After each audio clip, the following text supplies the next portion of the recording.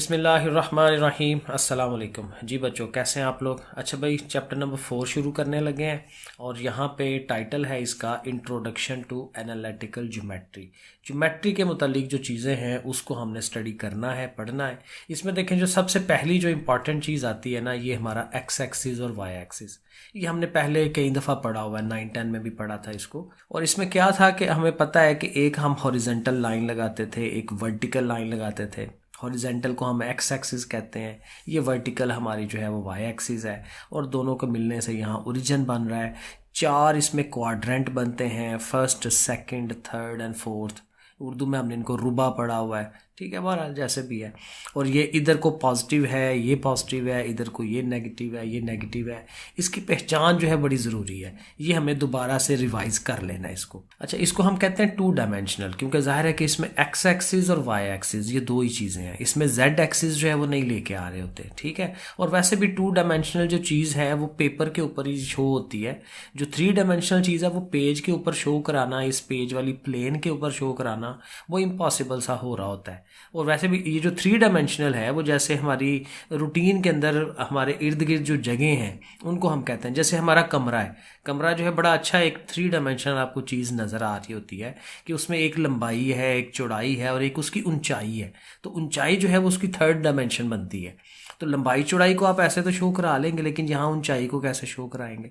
तो बहरहाल वो 3 डायमेंशनल चीज़ें हैं। इसको हम कहते हैं कि ये 2 डायमेंशनल है। इसको हम कार्टेशियन कोऑर्डिनेट सिस्टम भी कहते हैं, कार्टेशियन भी कहते हैं, ये इसका नाम है। और जब हम किसी पॉइंट को इसमें शो कराते हैं ना, एक्स एक्सिस वाई एक्सिस के अंदर, तो आपको पता है कि पहले एक्स होता है, फिर आगे वाई होता है। ये एक पॉइंट है, ठीक है। तो एक्स वाले जो पॉइंट है उसको हम एब्सिसा भी कहते हैं। ये हमें एमसीक्यूज के लिए इस तरह की चीज़ याद होनी चाहिए। तो जो वाई वाला पार्ट है उसको हमने क्या कहना है? ऑर्डिनेट। एक्स वाला पार्ट एब्सिसा, वाई वाला पार्ट जो है ऑर्डिनेट, सेकंड वाला पॉइंट। तो बहरहाल इस तरह से है। उसके बाद एक बड़ा इंपॉर्टेंट फार्मूला जो हमने अगेन पहले पढ़ा हुआ है, जिसको हम कहते हैं डिस्टेंस फार्मूला। ये हमारी जो ये वाली एक्सरसाइज है 4.1, उसके अंदर सारा डिस्टेंस फार्मूला ही है हर सवाल के अंदर। तो ज़ाहिर आसान हो जाता है अगर हमें ज़ाहिर फार्मूला आता हो। तो फार्मूला क्या है? x2 minus x1 whole square and y2 minus y1 whole square. अगर 2 पॉइंट्स होंगे ना, एक यहाँ पे पॉइंट है और एक यहाँ पे पॉइंट है, तो दोनों के x कोऑर्डिनेट्स को हम माइनस कराएंगे, फिर उसका स्क्वायर लेंगे। y वालों को माइनस कराएंगे, उसका स्क्वायर लेंगे, फिर प्लस करेंगे और अंडर रूट ले लेंगे। तो इस तरह से ये डिस्टेंस निकाला जा सकता है एक पॉइंट से लेके दूसरे तक। फिर एक ये भी अच्छा एक फार्मूला है कि जब आपके पास एक लाइन होती है, जैसे P1 पॉइंट से लेके P2 तो पॉइंट तक एक लाइन है, तो इस लाइन के अंदर ना एक कोई पॉइंट ले लिया जाए, एक P पॉइंट ले लिया जाए जिसको XY कोऑर्डिनेट है उसके। तो वो क्या करेगा? आप देखें ना, ये पूरी एक लाइन थी P1 से P2, तो इस लाइन के अंदर एक आ गया P पॉइंट। तो ये P पॉइंट इस लाइन को 2 हिस्सों में डिवाइड करा देता है और दोनों हिस्सों की कुछ लेंथ होगी। इसको आप K1 कह लें, इसको K2 कह लें, और इसकी रेशो लेते हैं कि जी 2:1 की रेशो है, 1:3 की रेशो है, इस तरह से करके वो आती है। तो अगर ये मौजूद हो तो फिर आप इस P पॉइंट के जो उसके ऑर्डिनेट्स हैं उनको आप फाइंड कर सकते हैं। मसलन ये x कैसे फाइंड होगा कि आपने इधर से K1 लेना है और K1 को मल्टीप्लाई करवाना है इधर से x2 के साथ। K2 जो है उसको इस साइड पे लेके आना है, क्रॉस लेके आना होता है। इधर से इधर जाते हैं, इधर से इधर जाते हैं। ये इसको ज़ाहिर हल करने का तरीका है। तो K2 के साथ कौन मल्टीप्लाई होगा? x1।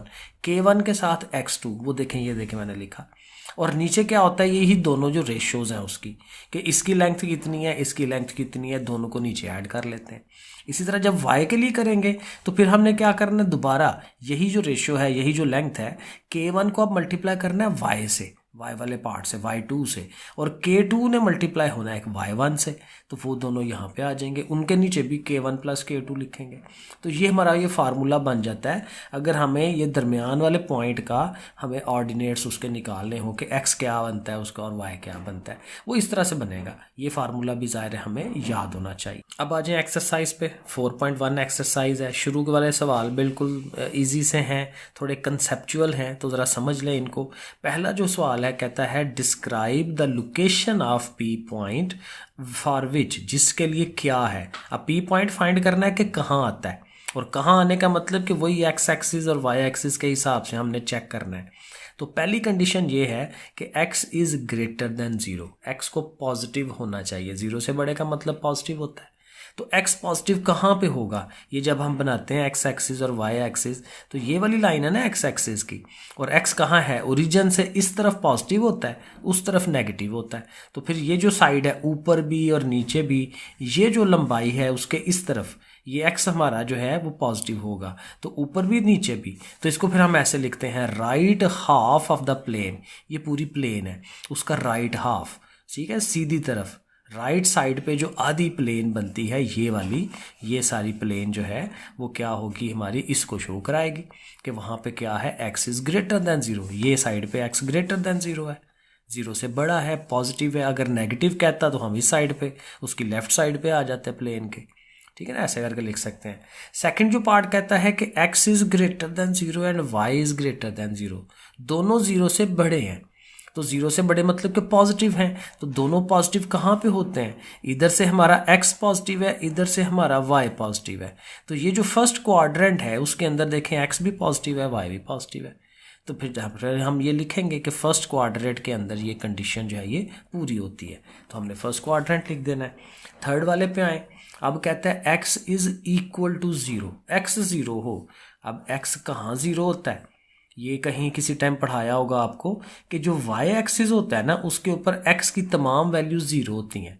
मसलन फॉर एग्जांपल यहाँ पे है ना, तो यहाँ पे इसका जो ऐसे बनेगा होगा 0 और मे बी y की वैल्यू 1 2 फॉर एग्जांपल 0 2, इसको ऐसे लिखते हैं। तो ये जो y एक्सिस है सारे के ऊपर x 0 होता है, या ये कह लें दूसरे अल्फाज में कि ये जो x एक्सिस है इस पर फिर कौन 0 होगा, y 0 होगा।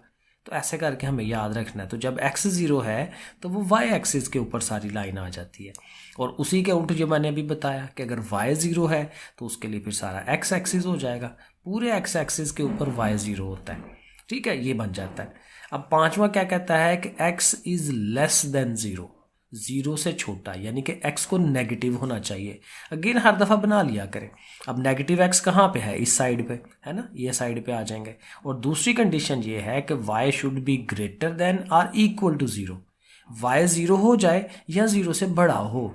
y बड़ा किधर है, ये है ना y पॉजिटिव ऊपर की तरफ, x नेगेटिव हमारा ये है, तो इस x एक्सिस के ऊपर y भी 0 है। तो ये वाली पूरी लाइन और ऊपर साला ये जो हमारा सेकंड क्वाड्रेंट है, और साथ ये वाली जो x की लाइन है नेगेटिव x एक्सिस, वो भी साथ शामिल होगी, क्योंकि उसमें y वो जो है y 0 भी है। ये कहते हैं ना, दो वैल्यूज बता रहा होता है, y 0 से बड़ा भी है और 0 के बराबर भी है। तो बराबर तभी होगा जब वो x एक्सिस के ऊपर होगा। तो हमने कहना है कि ये ऊपर ऊपर यानी सेकंड क्वाड्रेंट के अंदर भी है और इस लाइन के ऊपर भी है, नेगेटिव x एक्सिस के ऊपर। तो ये दो बातें हमने कह देनी है। फिर जो छेवां वाला है कहते हैं x और y बराबर होने चाहिए। अब बराबर कहाँ पे होंगे, ये देखें मैंने बनाया है, देखें फॉर एग्जांपल इधर से x हो ना 1 तो उधर से y भी 1 होगा, तो दोनों को मिलाए ना तो ऐसे करके एक पॉइंट मिलता है। अगर x 2 हो तो y भी 2 होगा, उन दोनों को भी मिलाएं तो देखें ऐसे पॉइंट मिलता है। तो मतलब ये कि ऐसे करके एक लाइन जा रही होगी, तो डेफिनेटली इस तरफ को भी तो बनेगी। अगर x माइनस का है, सॉरी x माइनस यहाँ पे है, तो x माइनस का है तो y भी माइनस का होगा, तो ऐसे करके ये पॉइंट। तो मतलब ये कि ये ऐसी एक तिरछी लाइन बनती है जो ओरिजिन में से कट करती हुई और इधर को भी और इधर को भी फर्स्ट क्वाड्रेंट में से गुजर रही है और इधर से थर्ड क्वाड्रेंट में से गुजर रही है।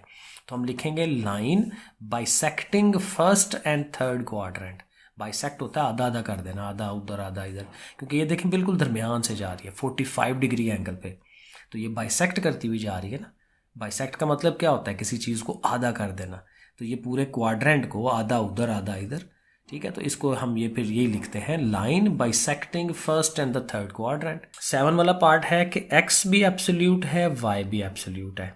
अब यहाँ से कैसे पता चलेगा, उसके लिए अगेन ये 9-10 में हमने इस तरह का एक सवाल किया हुआ है कि इस पूरी एब्सोल्यूट को इधर ले आए।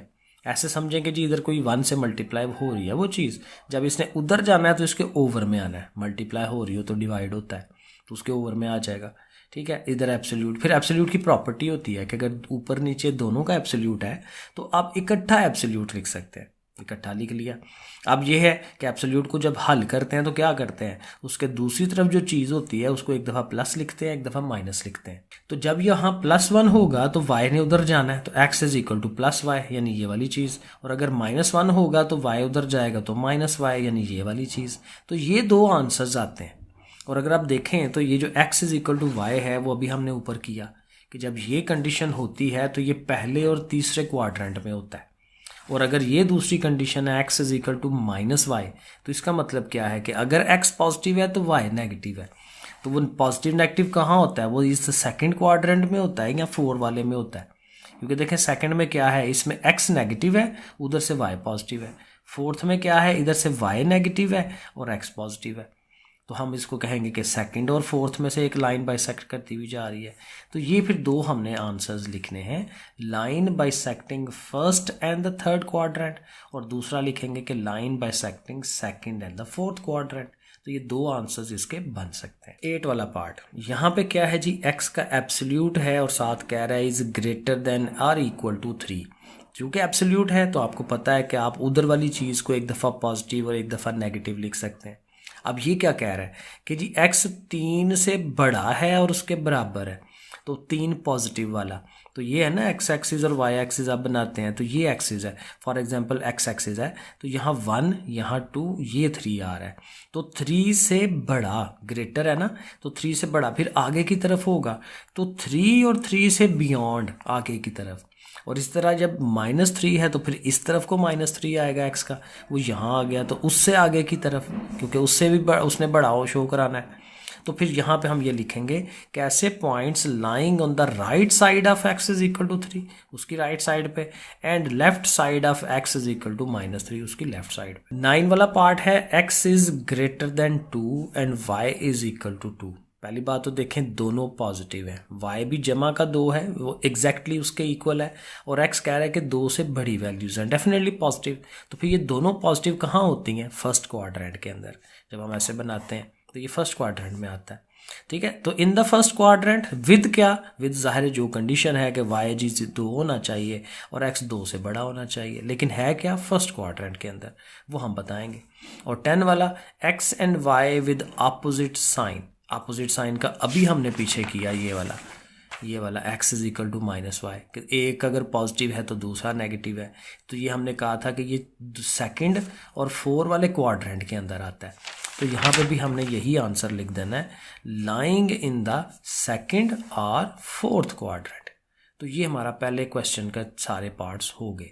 क्वेश्चन नंबर 2 जो है बहुत ही आसान, बड़ा सिंपल सा सवाल है। देखें कहता है फाइंड द डिस्टेंस, 2 पॉइंट्स होंगे तो उनके दरमियान डिस्टेंस फाइंड करना है और उनका मिड पॉइंट लेना है। तो ज़ाहिर ये हम बड़ी पहले भी करते आए हैं 9-10 के अंदर, ये 2 पॉइंट्स हैं ना, तो इनका हमने डिस्टेंस लेना है। डिस्टेंस लेते हुए कोई इशू नहीं है, जहाँ से मर्जी स्टार्ट कर ले, सिर्फ ये याद रखना है कि हमने x में से x माइनस कराना है, y में से y को माइनस कराना है, चाहे जिसको मर्जी पहले ले ले।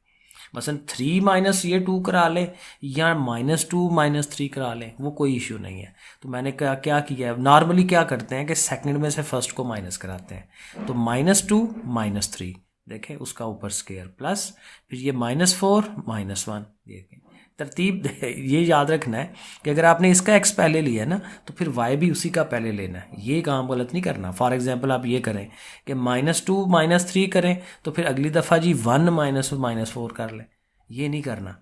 अगर इसका x पहले लिया है तो उसका भी y पहले लेना है। बहरहाल किसी एक तरफ से करके दूसरा माइनस करा दें बीच में से।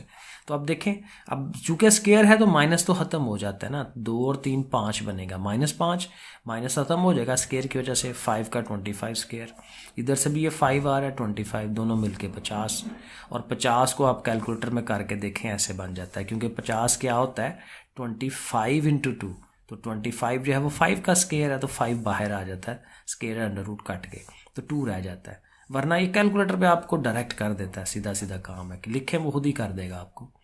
मिड पॉइंट के लिए क्या करते हैं, मिड पॉइंट के लिए हमने क्या करना था कि x वाले कोऑर्डिनेट के साथ x वाले को प्लस करके 2 पे डिवाइड, y वाले के साथ y वाले को इकट्ठा करके 2 पे डिवाइड। तो क्या लिखेंगे 3 -2 तो लिखेंगे ना, क्योंकि उसका अपना -2 है, माइनस करा नहीं रहे, करवा हम प्लस ही रहे हैं, लेकिन चूंकि उसका अपने पास माइनस है तो फिर तो ज़ाहिर है प्लस नहीं आता ना। तो 3 - 2 / 2, ठीक है। और आगे क्या लिखेंगे, 1 - 4 / 2। तो ये देखें वो हमने लिखा है और दैट्स इट, आंसर बन जाता है। 3 में से 2 1 और 1 - 4 -3 होता है। तो ऐसे मिड पॉइंट बन जाना है। तो बाकी पार्ट भी इसी तरह है। बी पार्ट देखें, ए पार्ट उसका जो है पॉइंट दिया हुआ है, बी पॉइंट दिया हुआ है। तो ए बी डिस्टेंस के लिए यही है, ए बी लिख के तो 2 लाइनें ऐसे करके लगा दिया करें तो पता चल जाता है कि आप डिस्टेंस निकाल रहे हैं।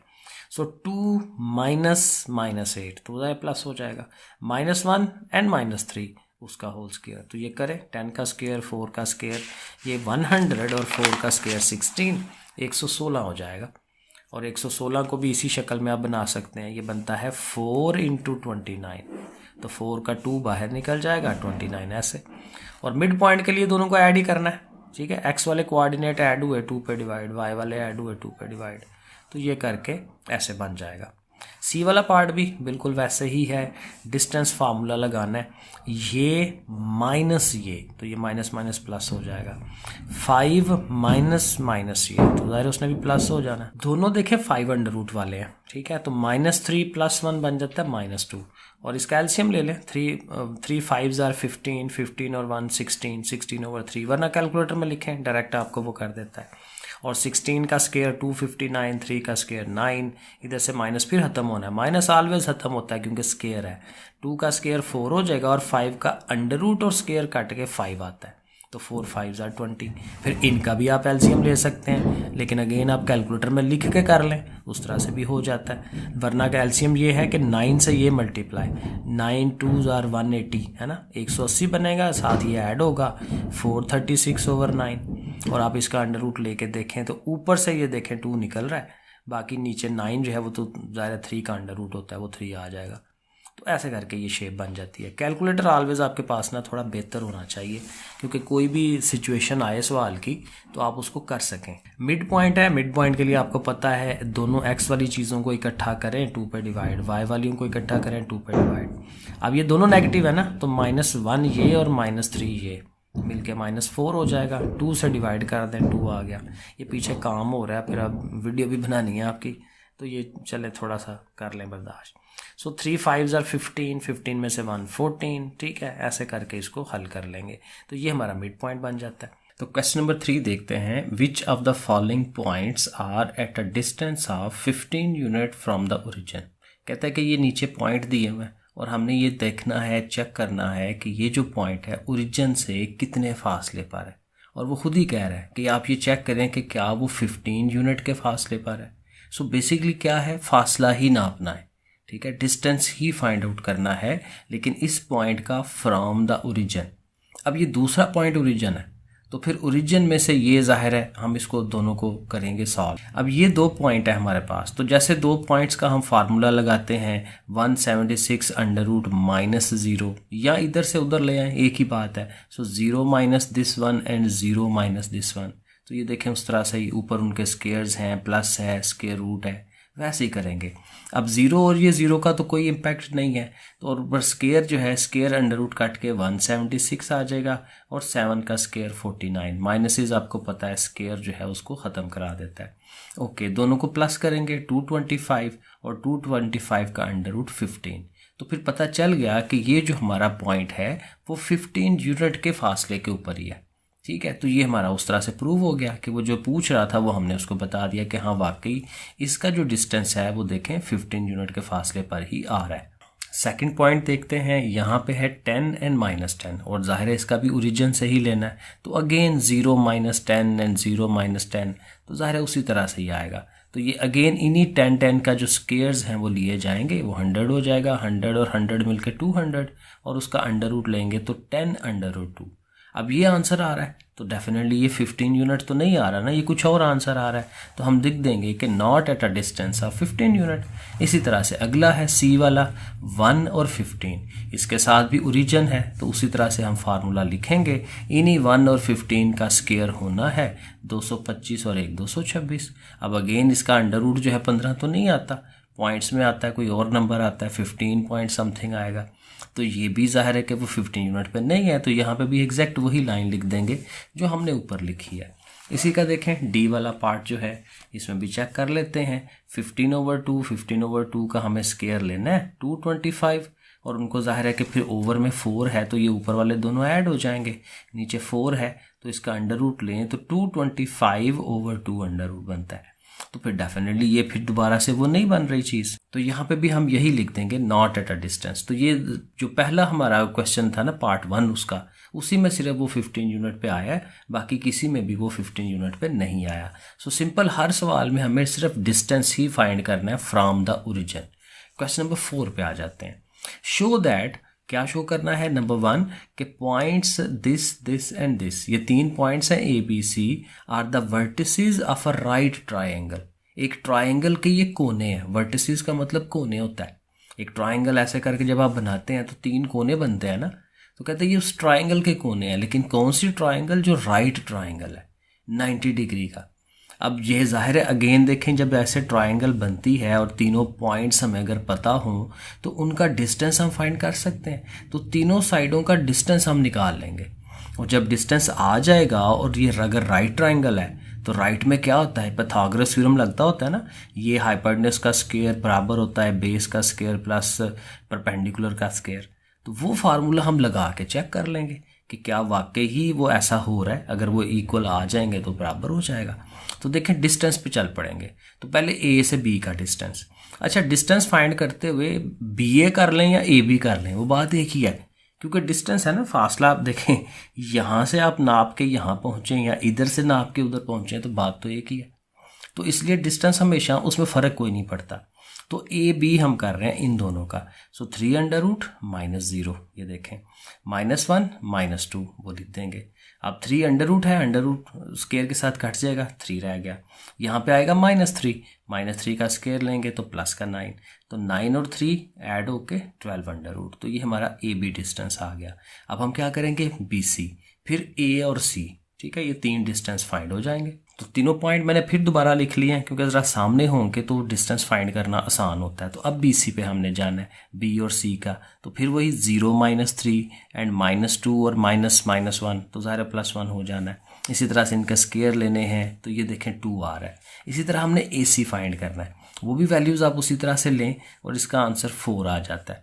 अब राइट ट्राइंगल के लिए क्या है कि ए सी का स्केयर शुड बी इक्वल। अब देखें यहाँ मज़े की बात की है कि हमें कैसे पता चलना है कौन सा हाइपोटेन्यूज है कौन सा बेस है। तो हाइपोटेन्यूज के लिए बड़ी सिंपल सी बात है कि जो तीनों आपने वो जो उनकी लेंथ निकाली हैं, फाइंड की हैं, तो वो उनमें से कौन सबसे ज़्यादा है। ये देखें 4 आया है, ये 2 आया आंसर, और पिछला हमारा आंसर 12 का अंडर रूट था। सो बेसिकली ये सबसे बड़ी वैल्यू है 4।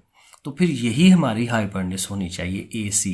तो आपने क्या करना है, ए सी को अलहदा रखना है और बाकी दोनों को एक तरफ करना है। जैसे पाइथागोरस थ्योरम हम लगाते हैं, हाइपोटेन्यूज का स्क्वायर एक तरफ और बाकी दोनों एक तरफ। तो अब इनकी वैल्यूज़ लिखें, 4 का स्क्वायर इधर, 2 का स्क्वायर इधर, ये तो 4 का स्क्वायर 16 हो गया, 2 का स्क्वायर 4, और यहाँ से अंडर रूट स्क्वायर कटेगा, 12 रह जाएगा। 12 और 4 16, देखें दोनों साइडें बराबर आ रही हैं। तो फिर डेफिनेटली प्रूव हो गया कि ये जो तीनों पॉइंट्स थे वो वर्टिसेस हैं किसके, एक राइट ट्राइंगल के।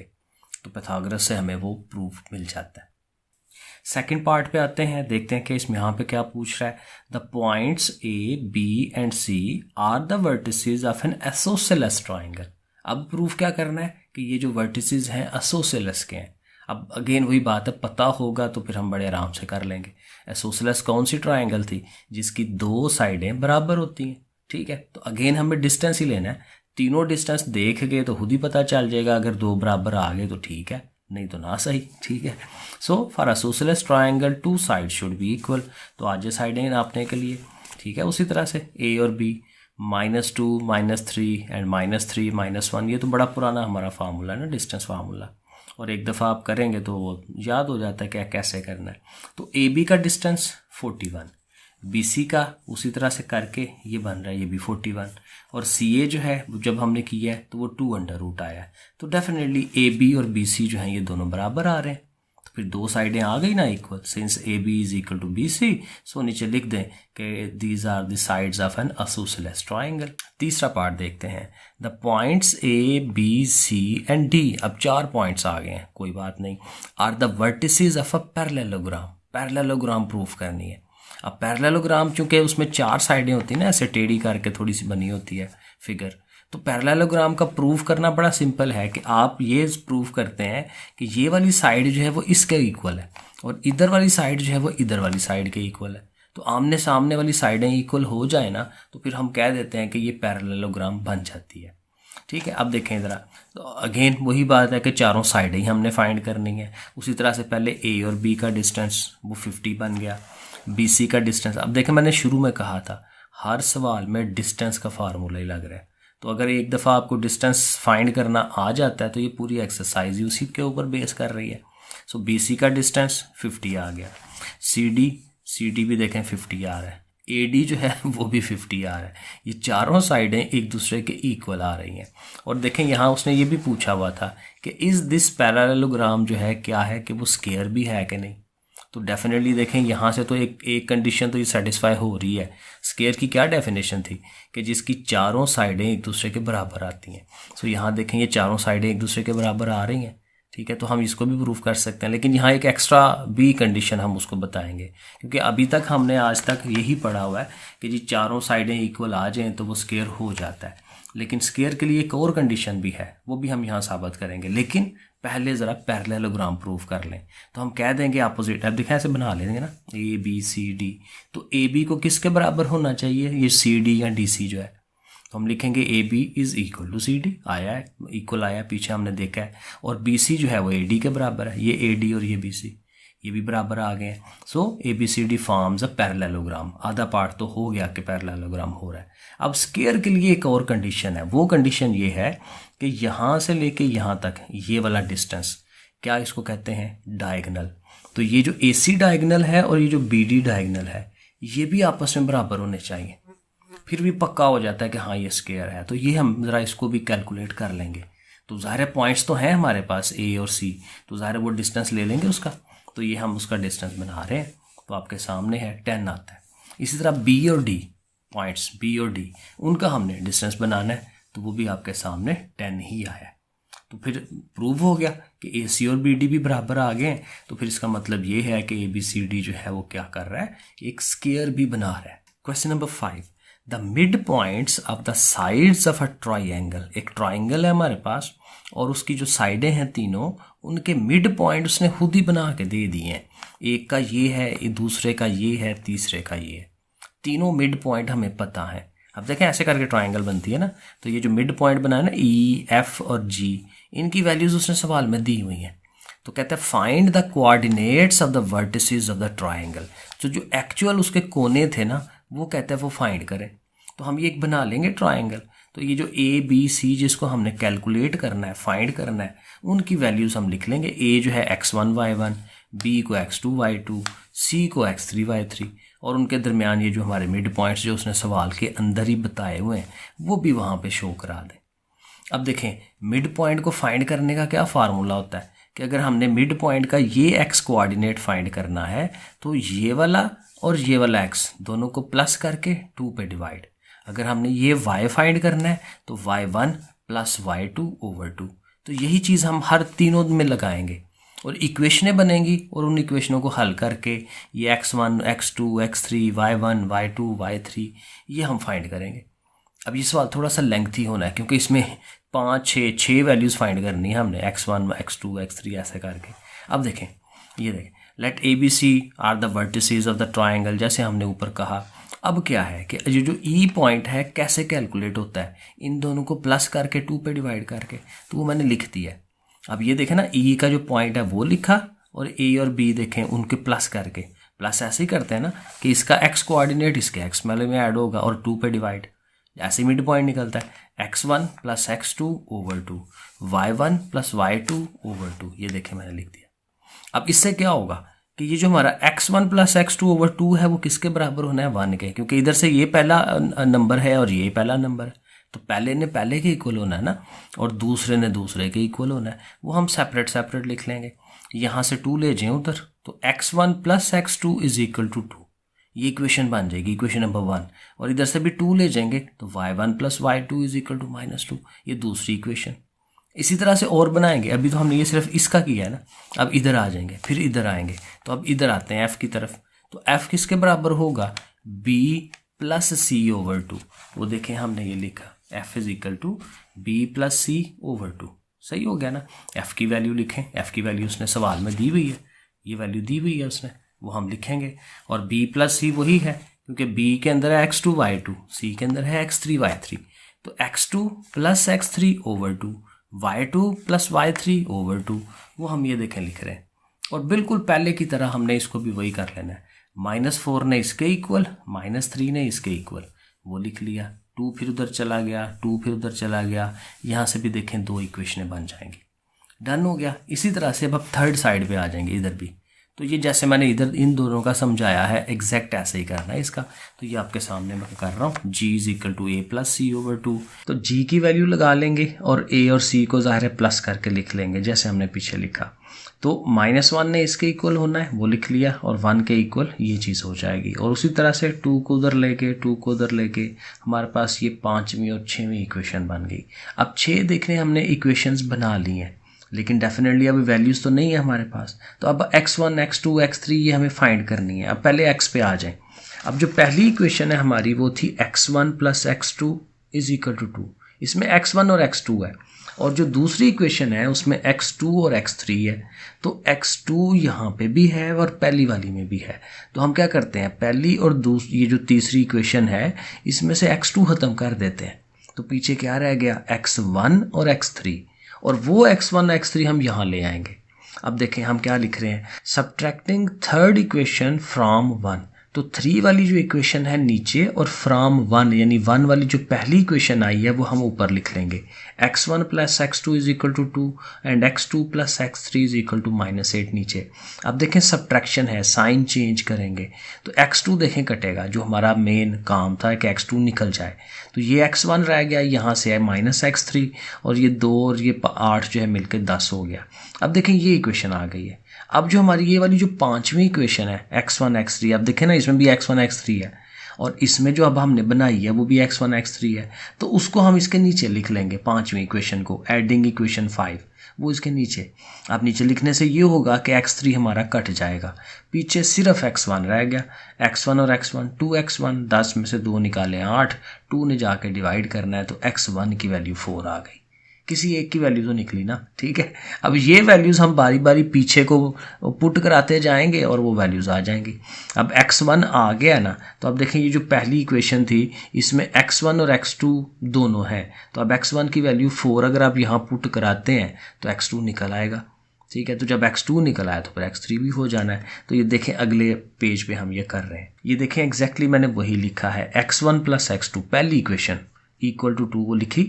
x1 की वैल्यू जो हमने निकाली है वो 4 लगाई, 4 को उधर ले गए माइनस कराया तो x2 की वैल्यू -2। अब x2 आगे आप 5वीं में पुट करा लें या किसी और में जहाँ पे x3 आता हो। तो x1 plus x3 is equal to, x1 की वैल्यू हमने यहाँ पुट करा देनी है। तो x1 की वैल्यू 4 उधर जाके माइनस होगी, -2 और -4 -6 हो गया। x3 की वैल्यू भी निकल आई। सो तीनों एक्सिस जो है निकल आए। अब यही सारा प्रोसेस हमें y के लिए करना पड़ेगा। तो अभी भी हम जब y की जो पहली 2 इक्वेशंस आई है ना उनको हमने लेना है। ये देखें ये फर्स्ट इक्वेशन थी हमारी y की, y1 y2 इसमें आ रहा है, और जो दूसरी इक्वेशन थी y की वो ये वाली थी। तो डेफिनेटली यहाँ से भी हम y2 को ख़त्म करा देंगे और यही काम करेंगे कि ये जो 4 वाली इक्वेशन है इसको हम 2 वाली में से सब्ट्रैक्ट करवाएंगे, ठीक है। सब्ट्रैक्टिंग इक्वेशन 4 फ्रॉम 2, और हमारा जो y2 है वो यहाँ से एलिमिनेट हो जाएगा। सो ये देखें सब्ट्रैक्टिंग 4 फ्रॉम 2, 2 वाली को ऊपर रखा, 4 वाली को नीचे रख लिया। सब्ट्रैक्शन करवाएंगे, y2 कट जाएगा, y1 और ये -y3 आ गया, और -2 + 6 करेंगे तो प्लस का 4। अब इसके साथ जो तीसरी वाली हमारी y वाली थी, 6 वाली जो इक्वेशन है वो नीचे लिख लेंगे। अब यहाँ से देखें y3 जो है बड़े आराम से कट जाएगा, और 2y1 और इधर से 6 और y1 की वैल्यू 3 आ गई। अब ये बारी बारी पुट कराएंगे, y1 की वैल्यू 3 आई है। अब आपने क्या करना है, इक्वेशन 1 सॉरी ये 1 नहीं है, ये 2 वाली है क्योंकि 1 तो x वाली थी ना। तो इक्वेशन नंबर 2 में हमने y1 की वैल्यू जो है वो लगा लेनी है। y1 की वैल्यू 3 है, वो यहाँ पे हम पुट कराएंगे। सो 3 यहाँ पे लिखेंगे, ये देखें आपके सामने 3 लिखा, और 3 ज़ाहिर उधर जाके माइनस हो जाना है, तो -2 -3 -5, तो y2 की वैल्यू -5 बन गई।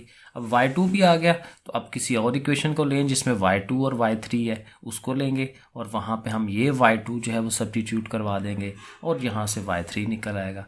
अब सारी वैल्यूज़ आ गई ना, x1 y1 x2 y2, वो सारी जो हमने फाइंड की हैं वो उठा के अब लिख लें।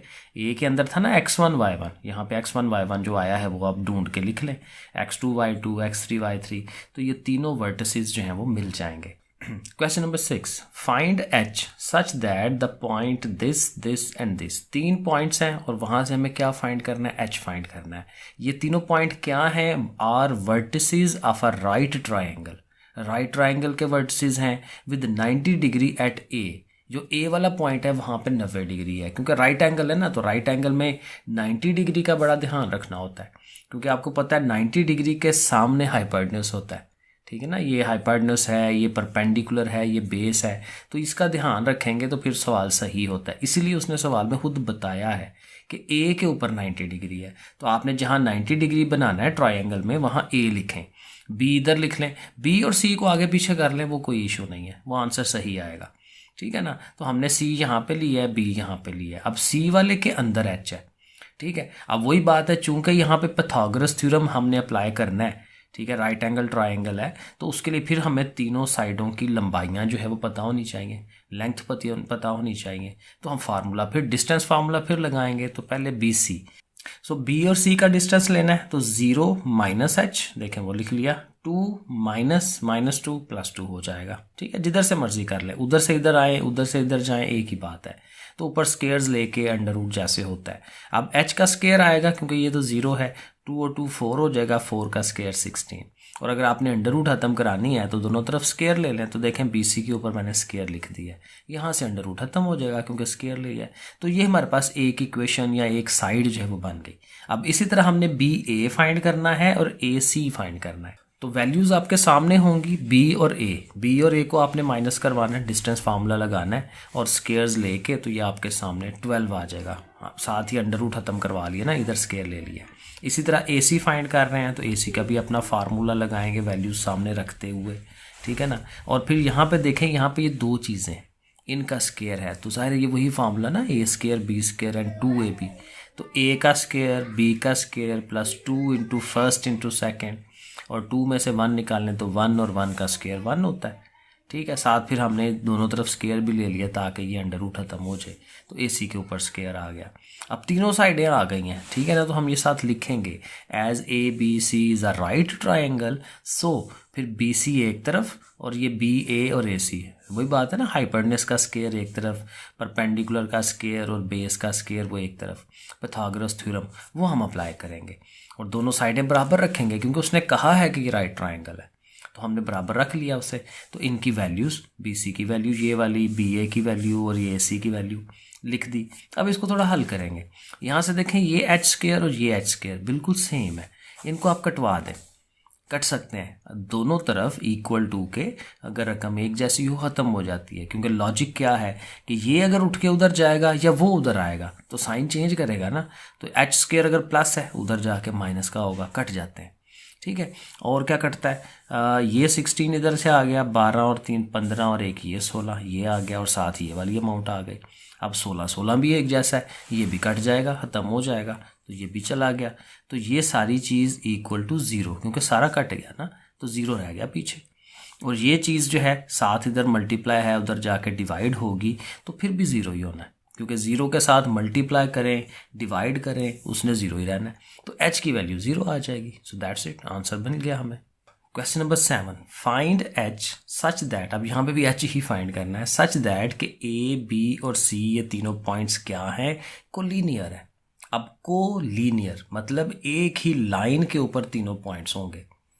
अब एक ही लाइन पे हों तो ये याद रखें, फॉर एग्जांपल ये है एक पॉइंट, दूसरा ये है, तीसरा ये है, तो तीनों एक ही लाइन में से गुजर रहे हैं, तो ये कोलिनियर है। तो जब तीनों एक ही लाइन में से गुजरेंगे तो क्या ख्याल है, इनकी ट्राइंगल तो नहीं ना बन सकती। ट्राइंगल बनने के लिए एक ऊपर एक नीचे एक इधर ऐसे होंगे तो बनेंगे ना ट्राइंगल। तो ट्राइंगल होगी तो उसका एरिया निकलेगा। तो यहाँ हम ये लॉजिक यूज़ करेंगे कि अगर वो कोलिनियर है तो डेफिनेटली इनका जो एरिया है वो 0 होगा, क्योंकि ये किसी एरिया को घेर नहीं रहे हुए, किसी जगह को नहीं घेरा हुआ उन्होंने, क्योंकि ये बिल्कुल एक सीधी लाइन है। तो फिर हम कहेंगे कि इसका एरिया 0 होगा अगर कोलिनियर है तो।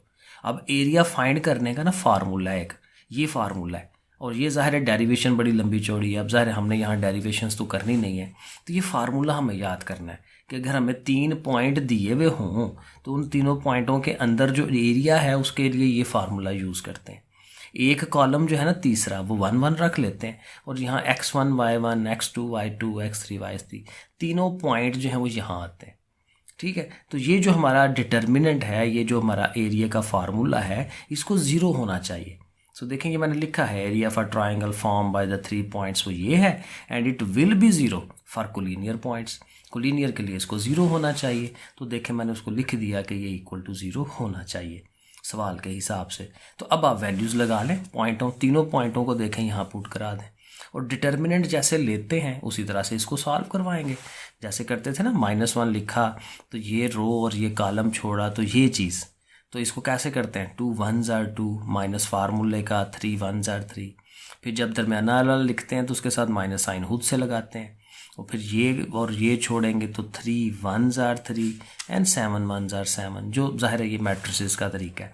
और फिर लास्ट वाला 1 एलिमेंट और ये जैसे करते हैं वो सारा, और इसको सॉल्व करवाएंगे। ये आपके सामने सॉल्व हो रहा है, माइनस माइनस प्लस हो गया, ये भी प्लस 4h और 5 1s are 5, और 5 में से 1 निकालें 4, उधर जाके प्लस का होगा, 4 पे डिवाइड होगा जैसे आम करते हैं, तो h की वैल्यू 1 आ जाएगी। Question number 8, the point A and B are ends of a diameter.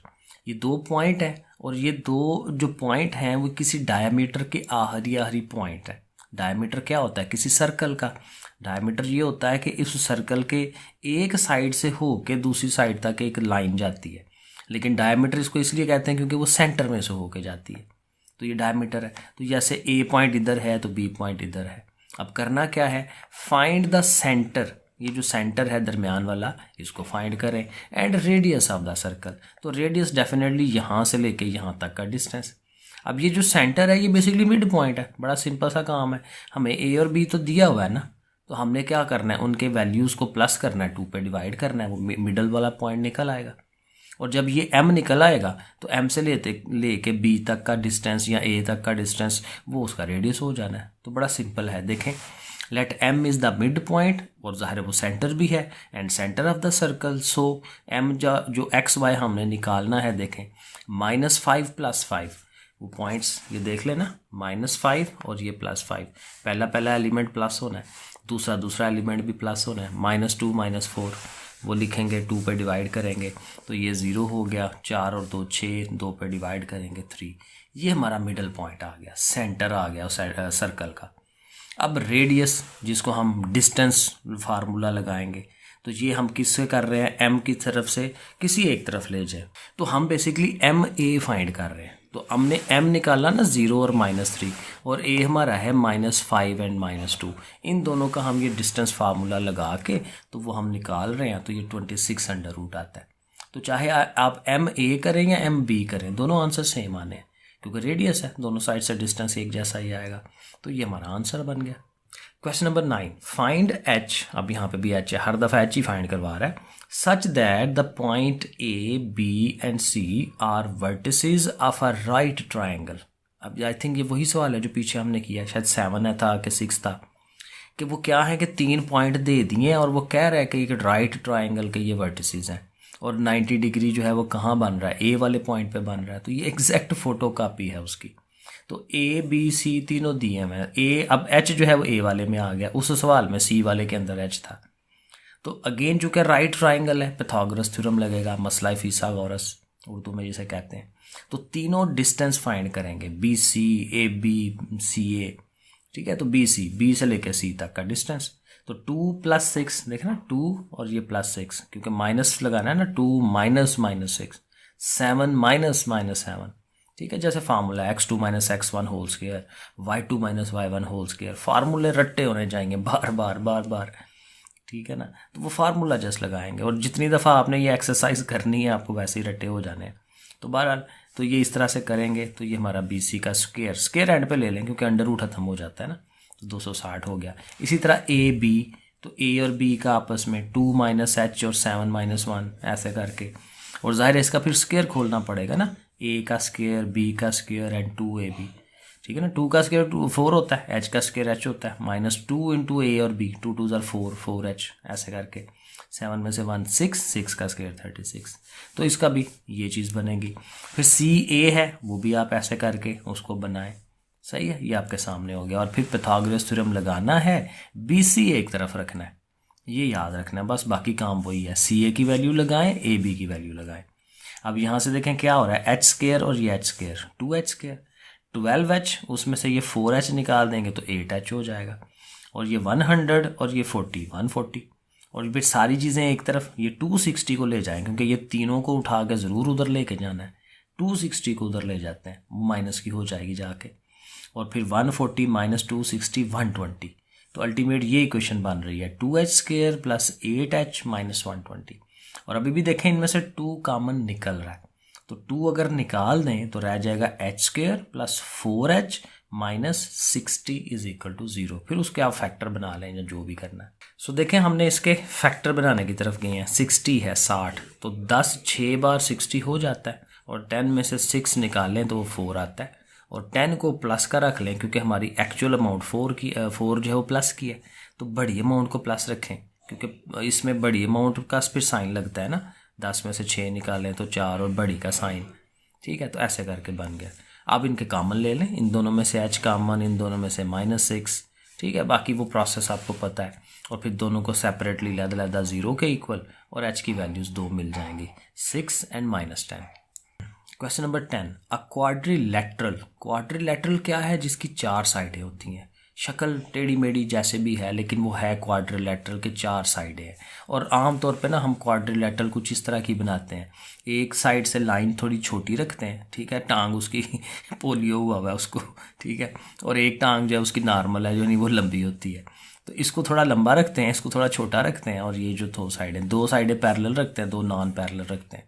तो नॉर्मली हम क्वाड्रिलैटरल जो है ना वो इस शक्ल की बनाते हैं, वरना वो 4 साइडों की जो भी चीज़ है वो क्वाड्रिलैटरल है। तो कहते हैं a quadrilateral has the points A B C D. Definitely 4 points होंगे ना, क्योंकि 4 कोने बनने हैं। ओके, तो क्या करना है, find mid points of its sides. तो इनके मिड पॉइंट देख मैंने नाम रख दिए हैं EFGH, क्योंकि ABCD तो वो खुद है, तो EFGH नाम रख दें उनके मिड पॉइंट्स के। और मिड पॉइंट निकालना कौन सा मुश्किल काम है, बड़ी दफ़ा हमने किया हुआ है। x वाली वैल्यूज़ को प्लस करना है 2 पे डिवाइड, y वाली वैल्यू को प्लस करना है 2 पे डिवाइड, वो E आ जाएगा।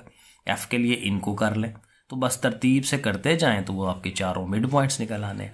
Show the figure found by joining the mid points is parallelogram.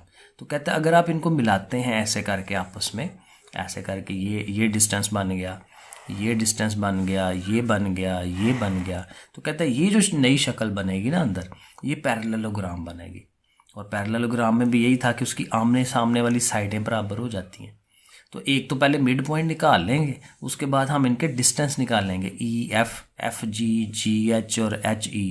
और फिर देखेंगे कि EF जो है वो HG के बराबर आ रहा होगा, और EH जो है वो GF के बराबर आ रहा होगा, तो फिर सवाल आंसर मुकम्मल हो जाएगा। अब ये सिर्फ एक दफ़ा देख लें क्योंकि सारा वही है। E पॉइंट के लिए हम ज़ाहिर है वो प्लस करके 2 पे डिवाइड, F के लिए भी उसी तरह से, G के लिए भी उसी तरह से प्लस करके 2 पे डिवाइड, और H के लिए भी। चारों पॉइंट्स आ गए।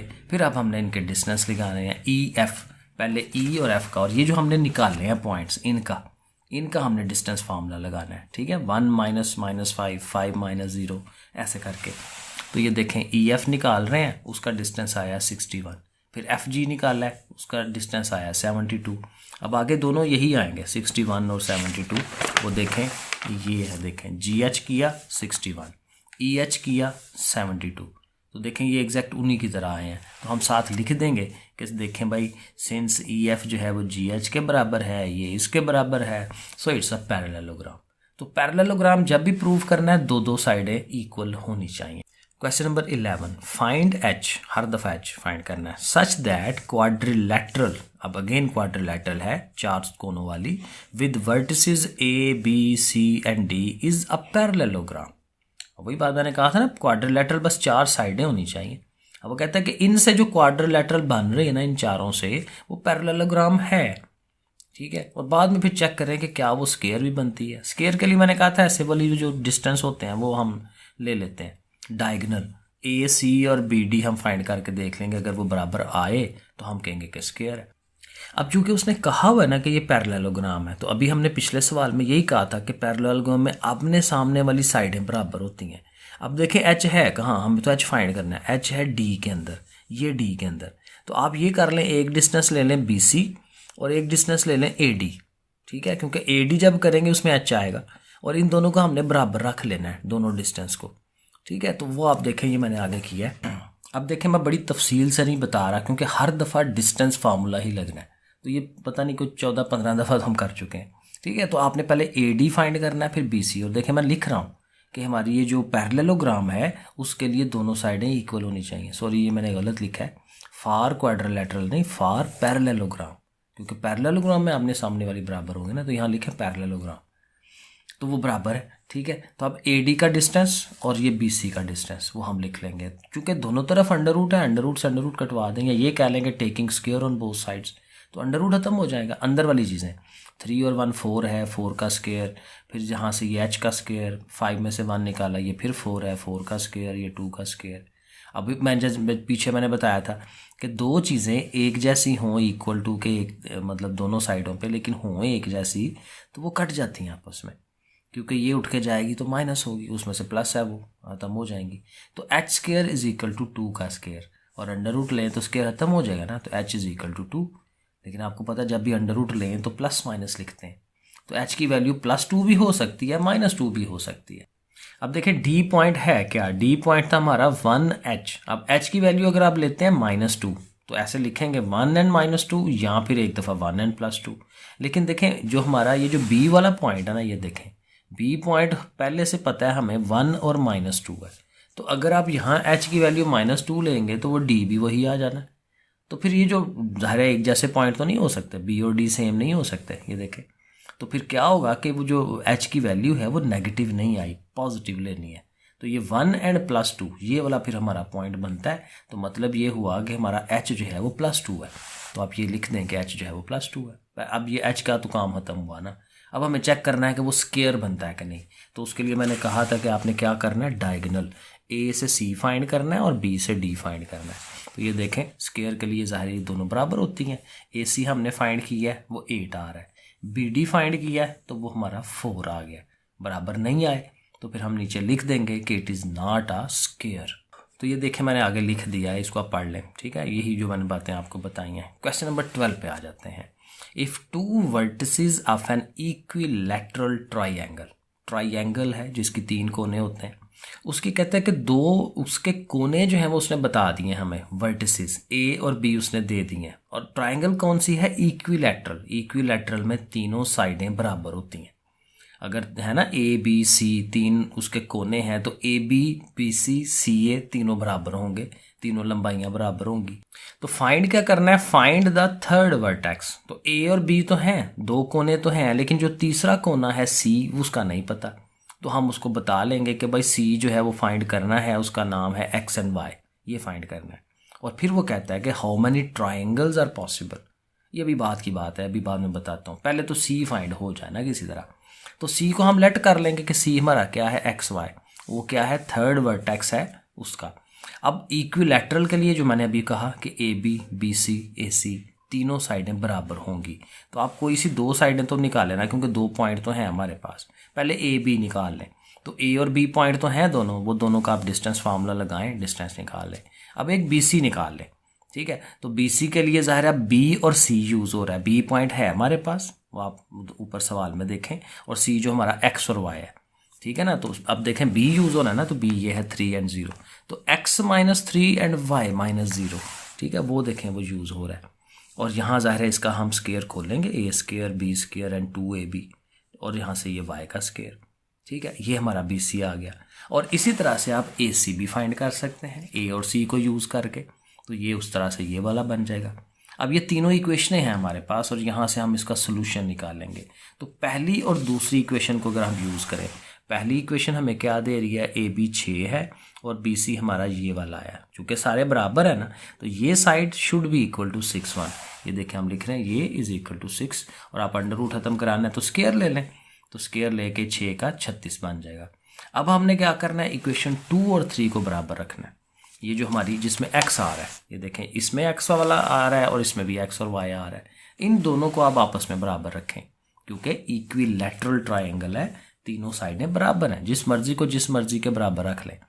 तो ये दोनों हमने साइडें बराबर रखी, आप यहाँ से भी स्क्वायर लेंगे, अंडर रूट खत्म हो जाएगा, अंदर वाली अमाउंट्स आ गई। अब अंदर वाली अमाउंट्स में देखें एक्स स्क्वायर भी खत्म हो जाएगा, 9 और 9 भी खत्म हो जाएगा, और क्या रह गया, वाई स्क्वायर और वाई स्क्वायर भी कट जाना है, तो पीछे क्या रह जाना है, ओवरऑल ये 6x रह जाना है और ये -6x रह जाना है, 9 भी कट गया, तो ये उधर जाएगा तो प्लस हो जाएगा, तो 12x इज इक्वल टू 0, तो फिर जाहिर है उधर 0 है तो 12 ने भी 0 हो जाना, जाके x is equal to 0, x की वैल्यू हमें 0 मिल गई। अब ये जो x की वैल्यू 0 आई है, आप इसको इस वाली इक्वेशन में पुट करा लें, जो हमने पहले इक्वेशन 1 और 2 को इक्वल रख के ये रिलेशन बनाया था। तो यहाँ जब x की जगह आप 0 पुट कराएंगे, ये भी 0 ये भी 0, सिर्फ ये पार्ट रह जाएगा, तो इसको लेके आप सॉल्व करवा सकते हैं। लेकिन 0 0 हो गया, Y square plus 9 is equal to 36, 9 उधर जाएगा माइनस होगा 27, और स्क्वायर है अंडर रूट ले, 27 का अंडर रूट होता है 3 अंडर रूट 3, कैलकुलेटर में हमें मिल जाता है, और प्लस माइनस 7 लगा लें। अब ये जो प्लस माइनस आया है ना, अब ये देखें ये 2 है y की वैल्यूज, x हमारा 0 ही है, तो पॉइंट यहाँ से 2 बन जाते हैं, एक दफ़ा 0 और प्लस वाला ये, और एक दफ़ा 0 और माइनस वाला ये, तो 2 पॉइंट मिल जाएंगे। तो जब C 2 दफ़ा आ रहा है तो उससे फिर ट्राइंगल भी 2 बनेगी, देखें ना ऐसे करके, एक ट्राइंगल जिसमें एक दफ़ा ये वाला C है और एक दफ़ा एक और ट्राइंगल जिसमें दूसरे वाला माइनस वाला C है, तो दो ट्राइंगल बन जाएंगी। तो ये हम उसको आंसर देंगे। और देखें आगे, ये देखें कि there can be 2 points, C ये वाला जिसमें ये वाला पार्ट पॉजिटिव है और फिर ये वाला जिसमें है वो नेगेटिव है, ठीक हो गया ना, तो hence 2 triangles can be formed. Question number 13, find the points trisecting the join of this and this. दो बड़ा इजी है, ये 2 पॉइंट दिए मैंने A और B, जैसे मैंने यहाँ बनाया A और ये B, तो कहता है कि उसके अंदर एक पॉइंट जो है वो फाइंड करें 2, कि जो क्या कर रहे हैं, ट्राइसेक्ट कर रहे हैं। ये असल बात है, ट्राइसेक्ट, ट्राई का मतलब 3, सेक्ट का मतलब उसको काट देना, आधा आधा कर लेना, जैसे हम वो वर्ड पढ़ते हैं ना बाइसेक्टिंग, तो बाइसेक्ट का मतलब क्या होता है कि जो एक लाइन आ रही है वो ओरिजिनल लाइन को 2 हिस्सों में डिवाइड कर देती है। ये हमने थ्योरम्स के अंदर बड़ी दफ़ा इसको पढ़ा हुआ है, बाइसेक्ट करना। तो ट्राइसेक्ट का मतलब 3 हिस्सों में डिवाइड करना। तो ये A और B मैंने ये पॉइंट लिखा है ना, इसके अंदर 2 पॉइंट लेंगे, क्योंकि 2 पॉइंट लेने से एक ये हिस्सा, दूसरा ये, तीसरा ये, 3 बन जाते हैं, तो उसको ट्राइसेक्ट। और ट्राइसेक्ट का मतलब एक और है कि जी वो जो हिस्से बनेंगे वो बिल्कुल एक जैसे होंगे। बाइसेक्शन में भी यही होता है कि वो दोनों हिस्से बिल्कुल एक जैसे हो जाते हैं, तो ये तीनों हिस्से बिल्कुल एक जैसे हैं। अब ये फाइंड करने हैं। अब देखें, अब हम ये लिख देंगे साथ थोड़ा सा ये शक्ल बना के, और साथ ये बनाएंगे कि let C and D are the points trisecting AB। ठीक हो गया। अब क्या है, क्या देखें, अब ये जो C है, C जिस पोजीशन पे खड़ा हुआ है, देखें ये भी 1 है, अगर मिसाल के तौर पे ये डिस्टेंस 1 है तो ये डिस्टेंस भी 1 है और ये डिस्टेंस भी 1 है। लेकिन अब C जो है अगर पड़ा हुआ है, D फॉर एग्जांपल नहीं है, तो यहाँ से लेके यहाँ तक ये 1 है, लेकिन C से लेके B तक जो डिस्टेंस है वो 2 होगा, 1 ये और 1 ये, तो ये दोनों मिलकर 2 हो जाते हैं। तो ये 2 की रेशो बन गई, इधर से 1 इधर से 2। तो ये हमने पीछे फार्मूला पढ़ा था कि अगर आपने C के पॉइंट फाइंड करने हैं तो फिर आप क्या करते हैं, इधर वाली जो रेशो आ रही है, डिस्टेंस आ रहा है जो भी है, इसको उसके दूसरी साइड वाले के x से मल्टीप्लाई करवाते हैं, और इधर जो आ रही है उसको इस वाले के x से मल्टीप्लाई कराते हैं। तो ये देखें हम उसका बना रहे हैं 2 × -1। ये देखें 2 के साथ देखें ये -1 आया, 1 के साथ 6 आएगा, ये देखें 1 के साथ 6 आया, और नीचे ये 1 और 2 यही दोनों जो डिस्टेंस है वो दोनों नीचे प्लस होते हैं। और एग्जैक्टली यही काम आगे कि अब ये वाला 1 जाएगा इसके y वाले पार्ट के पास, 1 × 2, फिर 2 × ये इधर वाला y, 2 × 4, ये देखें, और ऊपर में वही 1 और 2, वो जो उनकी अपनी रेशो है वो दोनों प्लस कर लेंगे। तो इसको हल करें, 2 1 2, 6 1 6, जैसे हल करते हैं तो ये आपको C पॉइंट मिल जाएगा। और बिल्कुल इसी तरह से हमने क्या करना है, वो जो D पॉइंट है वो फाइंड करना है। तो D पॉइंट को भी आप गौर से देख लें कि इस साइड पे ये अब 1 हो जाएगा और उस साइड पे 2 हो जाएगा। तो तो अब ये चले मैं मिटा देता हूँ, ठीक है, आपको ज़रा फिर समझ आ जाए। यहाँ पे 2 है अब, और इस साइड पे 1 है दूसरी साइड पे। तो अब क्या होगा, 2 के साथ इधर से 2 × 6 1 × -1, ये देखें 2 × 6 1 × -1। और इस तरह जब y के लिए जाना है तो 2 × 2 एंड 1 × 4, ठीक है, ऐसे करके ये देखें 2 × 2 1 × 4। तो ये बस ध्यान रखना है कि तिरछी रेशो लेनी है कि जिसकी डिस्टेंस इधर है ना वो उधर जाएगा, इधर वाली चीज़ उधर जाएगी, ये हमें याद रखना है, क्रॉस करना होता है, ठीक है। तो ये इस तरह से डी का भी हमारा पॉइंट बन जाएगा। तो ये 11/3 और 8/3। Question number 14, find the point 3/5 of the वे। कहता है एक पॉइंट फाइंड करें जो कितने फासले पे है 3/5। 3/5 का मतलब ये होता है कि टोटल अगर 5 हिस्से करें ना तो उनमें से तीसरे हिस्से तक वो पहुंचा हुआ है। अभी मैं दिखाता हूँ। Of the way along the line segment from A to B. जो लाइन है वो कहाँ से है, ए से लेके बी तक जा रही है। पिछले सवाल की तरह ही है, आपने एक ए बना लेना है, एक बी बना लेना है, और पॉइंट को ना थोड़ा सा आगे रखना है। अब देखें यहाँ मैंने 3 लिखा है, यहाँ 2 लिखा है, क्योंकि 3 और 2 मिलके कितने हो जाता है 5। यही उसने कहा था ना 3/5। 5th का मतलब टोटल 5 हिस्से होने चाहिए, टोटल 5 है, और उसमें से 3 डिस्टेंस 3/5 के 3 हिस्से वो आगे गया हुआ है। तो ये शुरू में 3 होना चाहिए, तो ये शुरू में 3 है तो फिर आगे 2 रह गया। तो अब ये बन गया ना, तो अब ये सी को फाइंड करना बिल्कुल ईजी है, जैसे हमने पीछे अभी काम किया। ए और बी हमें पहले से पता है। तो एक्स कोऑर्डिनेट कैसे निकलना है, 3 × ये वाला 5, 2 × ये वाला -5, ठीक है ना, एक्स के साथ पहले, बाद में वाई के साथ, और ओवर में ये 3 और 2 प्लस होगा, ये देखें वो बना हुआ। फिर उसी तरह 3 × ये वाला 3, 2 × ये वाला 8, और ओवर में ये दोनों, ये देखें फिर वही सारा। और इसको हल करें, 3 5 15, 2 5 10 जैसे करते हैं, और इसको हल करके ये अल्टीमेट 1 और 5 बन जाएगा। तो ये बस देखें छोटा सा सवाल है, आंसर बन गया। Question number 15, find the point P point find करना है on the joint of A and B. Again A और बी लाइन के ऊपर ये आ रहा है कहीं पे, that is twice as far from A as B. कहता है वो ए से दुगना फासले पर है जितना वो बी से है। अभी हम इसको करके दिखाता हूं मैं आपको कैसे होगा। और फिर कहता है एंड लाइज, वो पॉइंट कहाँ लाई करता है, उसके लिए 2 कंडीशन है। पहला सवाल है on the same side of A as B does. अब देखें मिसाल के तौर पे जी ए यहाँ पे है, तो बी है जी हमारी उसकी राइट साइड पे हमने लिया है। जाहिर है बी उसके इधर भी हो सकता है, बी उस साइड में भी हो सकता है, तो हमने इस साइड पे लिया है। तो कहता है कि ऑन द सेम साइड, कि जहाँ पे बी है on the same side of A की उसी साइड पे एज बी डज, जहाँ पे बी है। तो फिर जो हमारा जो पॉइंट फाइंड करना है वो आगे। और ये पी पॉइंट देखें उसने कहा है ऊपर, अब दोबारा पढ़े ऊपर वाले को, कि कहता है कि find the point P on the joint of A and B that is twice as far from A. कहता है ए से डबल फासले पर है, पी जो है वो ए से डबल फासले पर है एज बी डज, कि जितना बी है। तो बी जितने फासले पे है वो उससे डबल है। तो मतलब ये कि जितना डिस्टेंस पे बी है उतना ही डिस्टेंस पे वो आगे होगा, क्योंकि देखें पी का फिर डिस्टेंस कितना बन जाएगा ए से, 1 और 1 मिलके 2 हो जाएगा ना, तो वो ट्वाइस हो गया, क्योंकि ए से बी तक 1 है, ठीक है। लेकिन ए से लेके पी तक का डिस्टेंस जो है वो 2 हो जाना है, क्योंकि 1 ये है 1 ये है, 1 किलोमीटर ये 1 किलोमीटर ये, तो 1 और 1 मिलके 2 हो जाएंगे, तो डबल हो गया ना उससे आगे। तो हम उसकी कंडीशन पे सही उतर रहे हैं। तो दोबारा समझ लें कि उसने कहा है कि बी जिस साइड पर है पी को भी उसी साइड पे होना चाहिए। देखें हमने उसी साइड पे रखा है। फिर उसने ये कहा है कि पी ए से डबल है, डबल फासले पर है। किससे डबल है, जितने फासले पे बी है।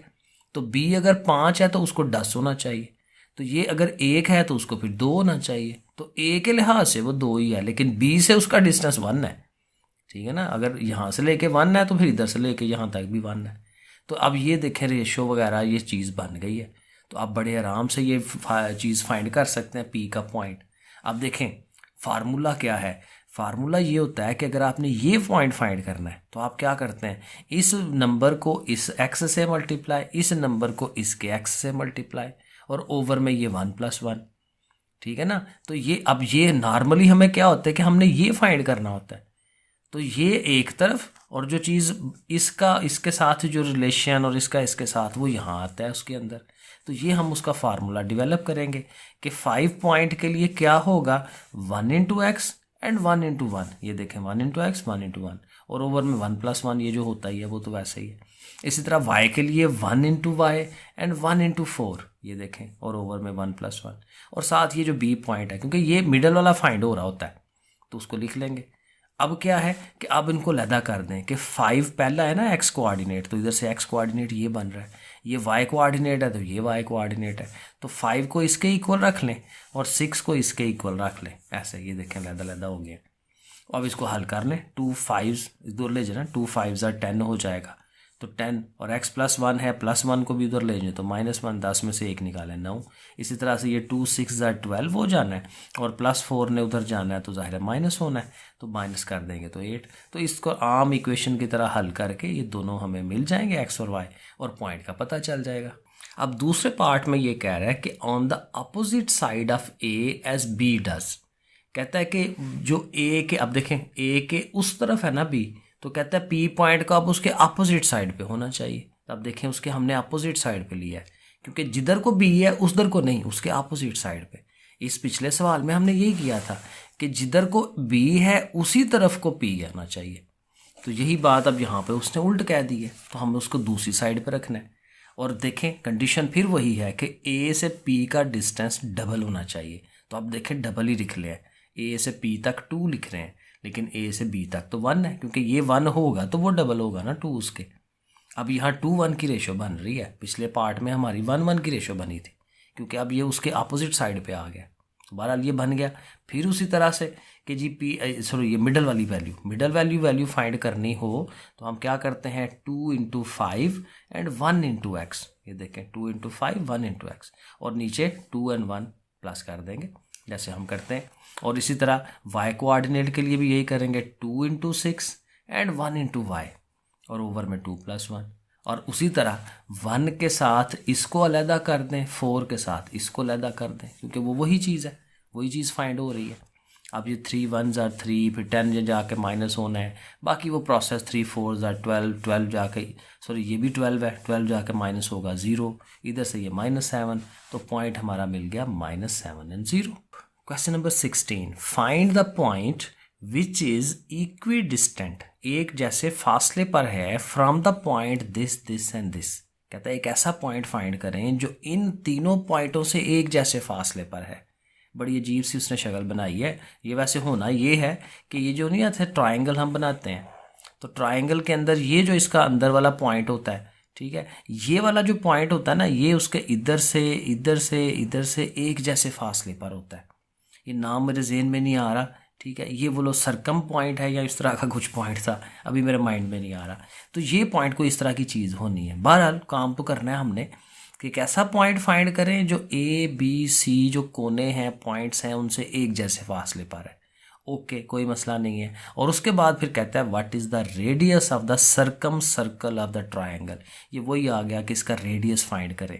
तो अगर ये हमारा पी पॉइंट होगा एक्स वाई, अगर हम ये फाइंड कर लेंगे तो फिर पी से चाहे ए का डिस्टेंस ले लें, चाहे बी का, चाहे सी का, उसने ऑलवेज सेम आना है, क्योंकि उसने कहा एक जैसा डिस्टेंस है, तो वो हम ले लेंगे डिस्टेंस फार्मूला लगा के। ओके, स्टार्ट कैसे करना है? स्टार्टिंग पे तो यही करेंगे जो फाइंड करना है कि let P X Y is the point and according to the question A P B P C P ये तीनों बराबर है ना। ए का पी तक का डिस्टेंस, बी का पी तक, ये तीनों बराबर है, उसने खुद कहा है। तो हम ये फिर तीनों डिस्टेंस फाइंड कर लेंगे। तो पहले ए पी, तो ज़ाहिर पी हमारा एक्स वाई है ना, तो ए जो हमारा ये वाला है 5 और 3, तो ऐसे ही होगा ना, x - 5 y - 3, जैसे डिस्टेंस फार्मूला लगाते हैं। इसी तरह से बी पी, इसी तरह से सी पी, ये तीनों हम बना के रख लेंगे अपने पास। अब हमने पता है कि ये तीनों आपस में बराबर हैं, तो पहले दो इक्वेशनों को आपस में बराबर रखें ना, ए पी और बी पी को ज़रा पहले बराबर रखें। अब यहाँ से थोड़ा सा सोल्यूशन निकाल लेंगे इसका, ठीक है, दोनों तरफ फिर अंडर रूट ख़त्म करवा देंगे। अंदर वाली देखें स्केयर्स बने हुए हैं, तो स्केयर्स खोलने हैं सारे, ए स्केयर बी स्केयर 2ab वाला फार्मूला, माइनस में माइनस ए बी आ जाएगा, प्लस में प्लस ए बी आ जाएगा, ये सारा देखें फार्मूला खोला है। अब वही बात है, ये मैं फिर नहीं एक्सप्लेन कर रहा क्योंकि ये बड़ी दफ़ा हमने ये चीज़ें पढ़ी हुई हैं। ए का स्केयर, बी का स्केयर, -2ab, 2 × 5 × x, ज़ाहिर ये बनता है। ऐसे करके ये सारे फार्मूले एक्सपेंड करेंगे। अब इसके बाद देखें चीज़ें कटेंगी, एक्स स्क्वायर एक्स स्क्वायर, क्योंकि मैंने कहा था एक जैसी चीज़ें कट जाती हैं, और ये वाई स्क्वायर, फिर ये 25 और ये 9 34 माइनस 10x माइनस 6y। इसी तरह से यहाँ पे आ जाएं, 4 और 4 8 हो गया, साथ ये 4x साथ ये 4y। अब क्या करें कि ये जो एक्स वाई है उनको एक तरफ कर लें, ये जो 4x और 4y है इनको उधर ले जाएंगे। आपको पता है इनको जब उधर लेके जाएंगे तो साइन चेंज कर लेंगे, 34 को इस साइड पे ले आते हैं। तो ये अगला स्टेप हमने ये देखें ये किया है, और यहाँ से देखें माइनस 10x और माइनस 4 14 हो जाएगा, माइनस 6 और प्लस 4 माइनस 2, और ये दोनों माइनस 26। तीनों नेगेटिव आए हैं, माइनस साइन ख़त्म करा दें कॉमन लेके, और एक दफ़ा 2 भी कॉमन लें, क्योंकि 2 कॉमन लेके उधर कटवा दें तो 2 7s आर 2 1s आर और 2 13s आर। ये हमारी एक सिंपल फॉर्म में इक्वेशन बन जाएगी। अब कोई और 2 ले लें, क्योंकि 3 है ना टोटल। अब बीपी और सीपी ले लें, पहले AB के साथ BP को लिया था ना, अब BP के साथ CP को ले लें। अब उनको भी बराबर रखें, उनकी भी एक्सपेंशन करवाएं, ठीक है। अब यहाँ देखें मज़े की बात यह है कि ये चीज़ और ये चीज़ सेम है, इसको एक्सपेंड करने की ज़रूरत ही नहीं है, क्योंकि इन्होंने कट जाना है आपस में, ठीक है ना। तो सिर्फ खाली एक्स वाली चीज़ें एक्सपेंड कर लें, और इसमें भी फिर ज़ाहिर है ये एक्स के कट जाएगा, ठीक है। ये 4x है, इस 8x को इधर ले जाएँ, 4 को उधर ले जाएँ, और यहाँ से आपको x की वैल्यू डायरेक्ट मिल रही है। अच्छी बात हो गई, x की वैल्यू मिल गई है, तो ये x की वैल्यू 1 जो है वो अब यहाँ पुट करा दें। 7 1s आर 7, 7 उधर जाके माइनस होगा, तो फिर y की वैल्यू हमें 6 मिल जाएगी, ठीक है। अब ये वैल्यूज़ मिल गई, हमें पॉइंट मिल गया। पॉइंट क्या बन गया, x 1 आया है और y 6 आया है, तो 1 6 पॉइंट हमें मिल गया।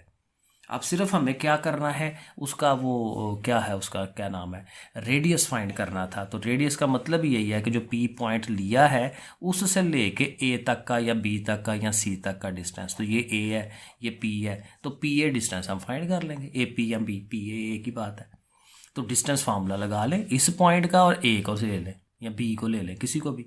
तो वो डिस्टेंस फार्मूला लगा के, तो ये आपके सामने मैंने किया है, तो ये 5 आ जाता है। तो ये लो जी, ये इसका रेडियस है।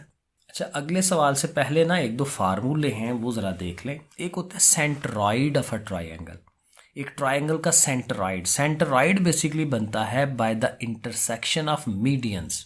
अब मीडियन क्या चीज़ है, ये मैंने बनाया है। मीडियन बेसिकली ये होता है कि जो ट्राइंगल है ना, ट्राइंगल की कोई एक साइड लेते हैं ना, तो उसका आप मिड पॉइंट लेते हैं। लो जी, ये मिड पॉइंट आया, तो उस मिड पॉइंट को उसके सामने वाले कोने के साथ मिलाना, ये हमारा मीडियन बनता है। इसी तरह से ये 3 ज़ाहिर है मीडियन बनेंगे, और तीनों मीडियन ये कॉन्करेंट होते हैं, एक ही पॉइंट में से गुजरते हैं।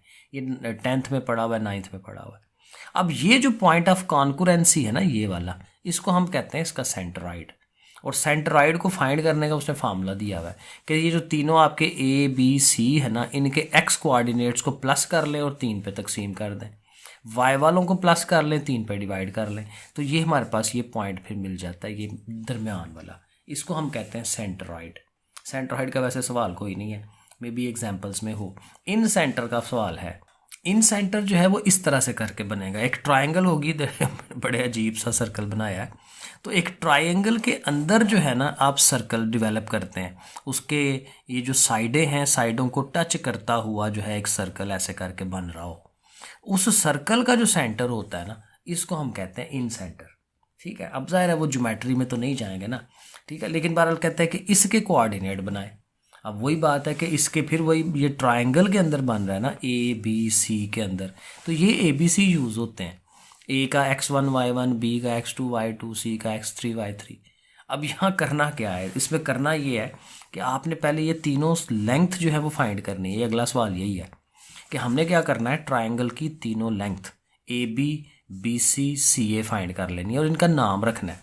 मसलन ये A है ना, और ये B है, और ये C है, तो A कोने के सामने वाली जो साइड है ना, उसको हम स्मॉल a का नाम देते हैं। C जो कोना है उसके सामने वाली जो साइड है उसको स्मॉल c, और B के कोने के सामने वाली जो है स्मॉल b।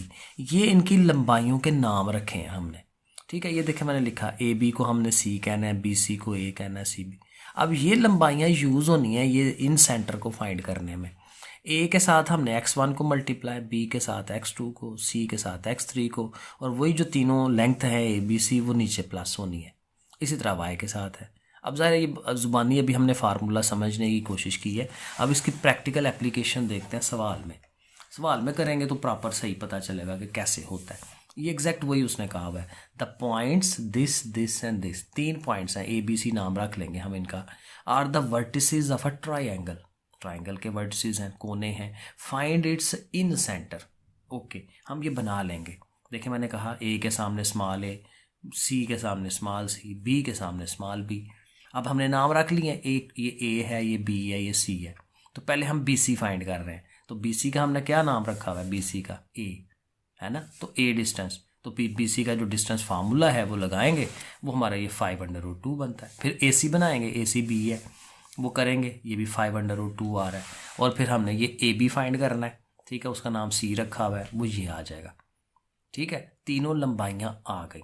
अब फार्मूला क्या है हमारे पास, अब ये x1 है, ये x2 है, ये x3 है, इन तीनों ने मल्टीप्लाई होना है इन लंबाइयों के साथ। तो फार्मूला क्या बनता है, AX1 plus BX2 plus CX3।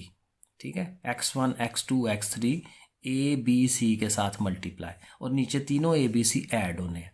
और यही तरह इधर AY1 plus BY2 plus CY3, और नीचे वही बात A और B और C जो है वो ऐड होने हैं, जो इधर होना है वही नीचे होना है।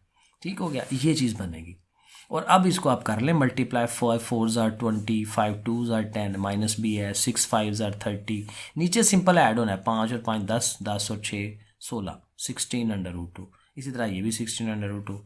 और अब जब ये बन जाएगा तो ये देखें 20 और 30 50, और 50 में से 10 निकालने 40, 40/2 और नीचे 16/2। यहाँ से भी वही बनता है 40 वाला। तो अल्टीमेट हम यहाँ पहुँच गए, और यहाँ से देखें √2 कटेगा, फिर 16 और 40 जो है ये डिवाइड कराएं तो 5/2 5/2। तो ये है जी हमारा वो इन सेंटर उसका। क्वेश्चन नंबर 18 पे आ जाए। अब ये फिर दोबारा वो स्ट्रेट लाइन के ऊपर आ रहा है कि find the points that divide the line segment joining A and B। A और B हमारे पास ये देखें, फिर वही हमने बनाया, एक तरफ A एक तरफ B, और उसके अंदर पॉइंट्स को फाइंड करना है कौन से, कि जो 4 इक्वल पार्ट्स में डिवाइड कर दें उसको। अब 4 पार्ट्स बनने हैं तो फिर 3 नुक्ते आएंगे बीच में, C D एंड E। अब देखें C D लगाया है तो एक पार्ट ये, दूसरा, तीसरा, चौथा, 4 पार्ट बन रहे हैं, सही है। तो 4 पार्ट्स बनाने के लिए आपको 3 नुक्ते लगाने हैं बीच में, पॉइंट्स लगाने हैं। ठीक है, और फिर वही बात कि इतना ऐसे लगाने हैं कि वो इनका आपस में फासला तकरीबन एक जैसा बन रहा हो, कि उसने कहा 4 इक्वल पार्ट्स। तो फिर सब का नाम आपने 1 1 रखना है कि भाई वो भी 1 सेंटीमीटर है, वो भी 1 है, वो भी 1 है, वो भी 1 है, ऐसे करके बना लें। अब बड़े आराम से ये बन जाते हैं। C के पॉइंट फाइंड करने हैं तो देखें C के इस तरफ कितना डिस्टेंस है 1, और C के इस तरफ यहाँ से लेके यहाँ तक कितना है 1 2 3, ये 3 आ रहा है, इधर 1 इधर 3। और जो मैंने तरीका बताया 3 के साथ x1, 1 के साथ x2, ये देखें इसी तरह 1 के साथ ये y2 और 3 के साथ y1, ऐसे करके तो ये हमारा C बन जाएगा। सही है, सॉरी, ये अब आपको प्रॉपर नज़र आ रहा होगा। ठीक है, बिल्कुल वही तरीका पिछला। अब फॉर एग्जांपल आप देखें यहीं से D फाइंड करना है आपने, तो D के इस तरफ क्या है 1 और 1 2, और इस तरफ क्या है वो भी 2, तो 2 × x2 2 × x1। ठीक है, इसी तरह 2 × y2 2 × y1, जैसे हमारा ये फार्मूला है। और जब E के लिए आप करेंगे तो E के लिए अब यहाँ 1 है और इस तरफ 3 हो गया, सो 3 × x2 1 × x1, ऐसे वो y के साथ भी कर लें। तो ये एक तो ये हमारा C वाला डेवलप होगा, ये आपको मैंने ज़ुबानी अब समझा दिया। D जो है वो इस तरह से जिसमें 2 2 आता है, और E वाले के अंदर फिर आपने 3 × x2 उस तरह से करके बना लेना। ठीक है, तो बस दैट्स इट, ये आपकी एक्सरसाइज डन हो गई। कोशिश कीजिए मैंने समझाने की। ठीक है, कुछ इसमें थोड़ी टेक्निकलिटीज़ भी आ रही हैं, तो बाज़ औक़ात ये होता है कि पहली दफ़ा में सारी चीज़ क्लियर नहीं होती, बाज़ चीज़ें होती हैं मुश्किल, तो कोई इशू नहीं होता, उसको जब दूसरी तीसरी चौथी दफ़ा आप देखते हैं तो आहिस्ता आहिस्ता समझ आ जाती है। तो ठीक है जी, चलें फिर नेक्स्ट इंशाल्लाह अगली एक्सरसाइज करते हैं। 4.2 छोटी है, जल्दी हो जाएगी और जल्दी आ जाएगी। ओके फिर बच्चों, अल्लाह हाफिज़।